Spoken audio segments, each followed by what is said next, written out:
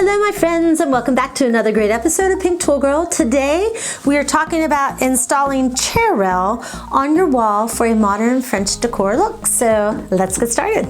For budget-friendly home improvement advice where we help you save more so that you can do more in your home, make sure you hit that bell and subscribe today so that you don't miss out on a single episode. So if you are new to DIY home improvements, or you just bought your first home and you're trying to figure out what tools do you need, please go to our description below and we have a tool lesson for you that's going to help you with the top 10 tools that we recommend for every DIY homeowner, and we have a video series that's going to help you out with the projects that you could do. So make sure you get that in the link below.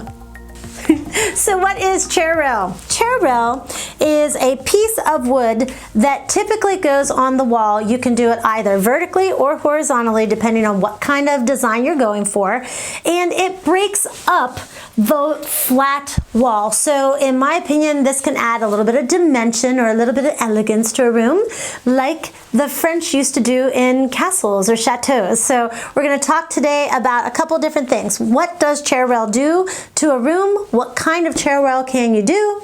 And what are the tools that would be involved if you wanted to install this? So let's go ahead and start off with, what does chair rail do to a room? So first, let's start with what is chair rail? What kind of variety can I get in chair rail? So you can get it where it is pre-painted, and all you have to do is, or pre-primed, I guess, and you paint it the way that you want. You can get raw wood like pine or oak or whatever it is that you have in your home, and you can stain it, or you can get what we have up here on the front of my desk is almost like a foam or a plastic. You can get an MDF, which is a lighter material. So it really depends on what kind of material you want, what kind of prep you want to do. Do you want to prime it, stain it? Do you want to stain it? Do you want to just paint it?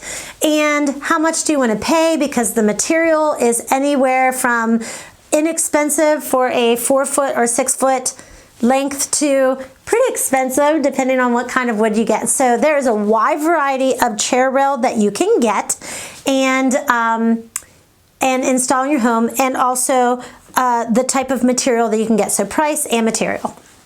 So now that we talked about the materials that you can get with chair rail, what does it do? Why would you put this? Why would you spend the extra amount of money and time to put this? Well, I'll give you an example. Our living room is pretty large, and the walls, we came home after vacation, and we had come home right after Christmas. So the tree had kind of broken up or given some variety to the walls.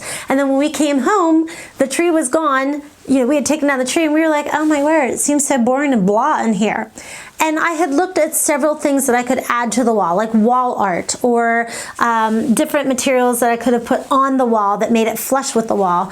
And nothing seemed to fit the space or match what we were kind of going for the fill. So we thought chair rail. Okay, so chair rail breaks up. If you're going to put it horizontally like this, you can put one color going in one direction and one color in the other. It kind of breaks up the one-dimensional view of the wall. You can also get smaller pieces, so you could use this as a chair rail, or it goes above or below so you can see it where the chair is in your dining room or something. I don't know really the history of chair rail, but I'm guessing it has something to do with that. But then you could use little strips to do other items or to offset other items to give your wall some framework. So that's something that you can do in order to, that would be one of the reasons why you could add chair rail to a wall. So when it comes to installing the chair rail, if you use this as a horizontal marker for the wall, what could you do for the things that are above it? Well, we talked about adding littler strips, and what you could do is you could use it to offset the framework the frames that you were going to use. So if you wanted wall art or a clock or something that's going to draw your attention to a room, we all know that in design, or at least when I was on stage, color and obstacle or object are what pulled your attention, or motion, but in this sense we're not doing motion. But the chair rail can give you a focal point in order to highlight or offset that piece of artwork that you did. In my instance, a friend of mine who remains unnamed because she doesn't want to be named, but she painted a picture that we had of a vacation that we had done, and she painted it for me on some canvas, and I wanted to highlight it. It's one of the most beautiful pieces of artwork that I have. So I used the chair rail to, again, measure off the middle of the room and then use the smaller portions of the chair rail in order to highlight that canvas or that piece of wall art that I wanted to feature in my home. So we've had questions of, well, how do you paint the chair? What color would you paint the chair rail? And in my opinion, that is totally user preference.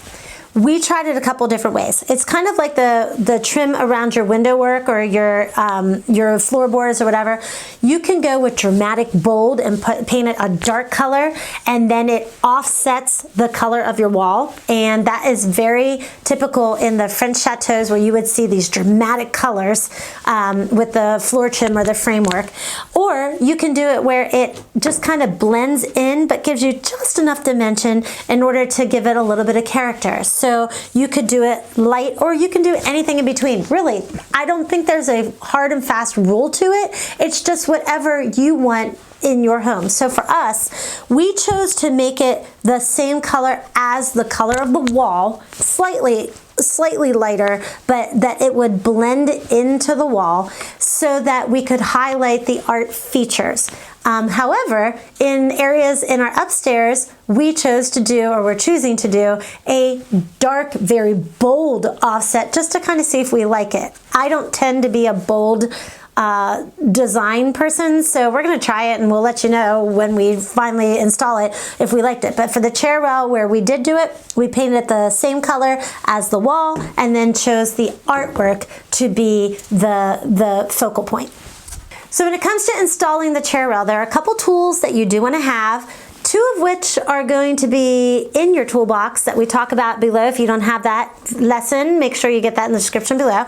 But one of them you don't, and we're going to talk about that in another episode. But you want to have a miter saw. A miter saw is going to help you cut that chair rail to size, and then it's also going to be able to give you the angles that you would need in order to make sure that it fits flush against the wall. Or you don't want this edge right here being like the end of your wall. You can actually taper it off and make it look really pretty.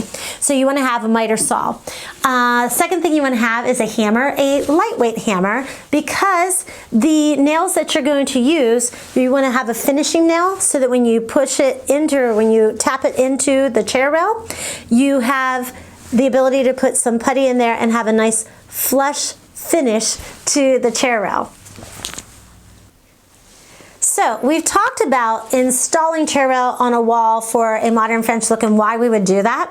And we're going to show you in the next episode of how to actually do some of those cuts on your miter saw in order to get you set up to be able to do this. This, in my opinion, is probably not the first beginner DIY project that I would try, but it's certainly something that as soon as you get a little comfortable with a power tool that you can be doing. So we'll be doing that in the next episode of how to actually install the chair rail once you've done the design that you want to, and we'll have that tutorial for you. So make sure that you stay tuned, hit that subscribe button, and here's what you can do next.